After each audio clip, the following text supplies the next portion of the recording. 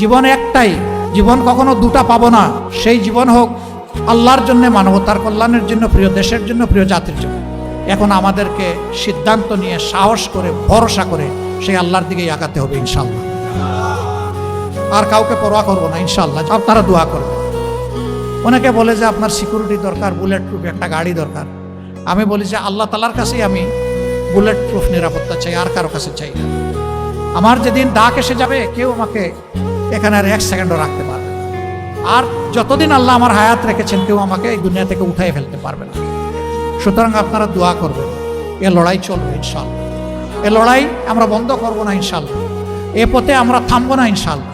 আমাদের সামনে হিমালয় পর্বত দাঁড়ায় গেলেও আল্লাহ তাআলার শক্তির সাহায্যে সেই হিমালয় পর্বত আপনাদেরকে, জাতিকে সাথে নিয়ে ইনশাআল্লাহ আমরা টপকাবো। নিজে দুর্নীতি করবেন না এবং কোনো দুর্নীতিবাজকে প্রশ্রয় দেবেন না। সমাজের সর্বক্ষেত্রে ন্যায় বিচার প্রতিষ্ঠা হবে, বিচার বিভাগ স্বাধীন হবে। কেউ বিচার বিভাগের উপর কোনো রাজনৈতিক হস্তক্ষেপ করতে পারবেন না। অপশাসনের বিরুদ্ধে, দুঃশাসনের বিরুদ্ধে, ফ্যাসিবাদের বিরুদ্ধে আমরা ঐক্যবদ্ধ। আল্লাহ তাআলা আমাদেরকে এই তৌফিক দান করুন। আসসালামু আলাইকুম ওয়া রাহমাতুল্লাহি ওয়া বারাকাতুহু।